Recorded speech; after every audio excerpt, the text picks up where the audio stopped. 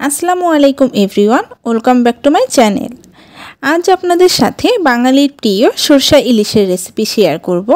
সরষে ইলিশ অনেকেই অনেকভাবে রান্না করে, তবে সবচেয়ে সহজ পদ্ধতিটি আজকে আপনাদের সাথে শেয়ার করছি। প্রথমে একটা বাটিতে 1 চামচ কালো সরিষা ও 2 চামচ হলুদ সরিষা নিয়ে নিচ্ছি। এখানে যে কোনো এক ধরনের সরিষাও নেওয়া যাবে। এবার এই সরিষাগুলো ভালোভাবে ধুয়ে নিতে হবে। তারপর এর মধ্যে 2টা কাঁচামরিচ ও সামান্য একটু লবণ দিয়ে ব্লেন্ড করে নেব। সরিষা বাটার সময় কাঁচামরিচ ও লবণ দিয়ে একসাথে বেটে নেবেন, তাহলে সরিষা আর তিতা লাগবে না। সরিষা ইলিশ রান্না করার জন্য 4 পিস ইলিশ মাছ নিয়েছি। মাছগুলো একটু লবণ ও হলুদ দিয়ে মাখিয়ে রেখে দিচ্ছি। এবার চুলায় একটা কড়াই গরম করে তাতে 1/4 কাপ সরিষা তেল দিয়ে দিচ্ছি। চাইলে এখানে সাদা তেলও দিতে পারেন। এবার তেলের মধ্যে 2 টেবিল চামচ পেঁয়াজ বাটা দিয়ে একটু ভেজে নেব।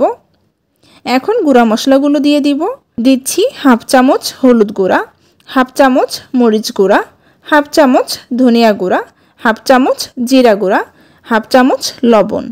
এবার চুলার আঁচ লো রেখে মশলাগুলো 1 মিনিট তেলের মধ্যে ভেজে নেব। মশলা ভাজা হয়ে গেলে দিয়ে দিব সরিষা বাটা। সরিষা বাটা দিয়ে আবারও মশলাটা কিছুক্ষণ ভেজে নেব। এবার অল্প একটু পানি দিয়ে মশলাটা ভালোভাবে ভুনা করে নেব। যখন মশলা থেকে তেল ছেড়ে দিবে তখন লবণ হলুদ দিয়ে মেখে রাখা মাছগুলো দিয়ে দিব। মাছগুলো 2 মিনিট মশলার সাথে কষিয়ে নেব। এবার ঝোলের জন্য 1 কাপ পানি দিয়ে দিচ্ছি, আর দিচ্ছি কয়েকটা কাঁচামরিচ। ঝোল ফুটে আসলে মাছগুলো উল্টিয়ে দিয়ে ঢাকনা দিয়ে ঢেকে রান্না করব 5 মিনিট।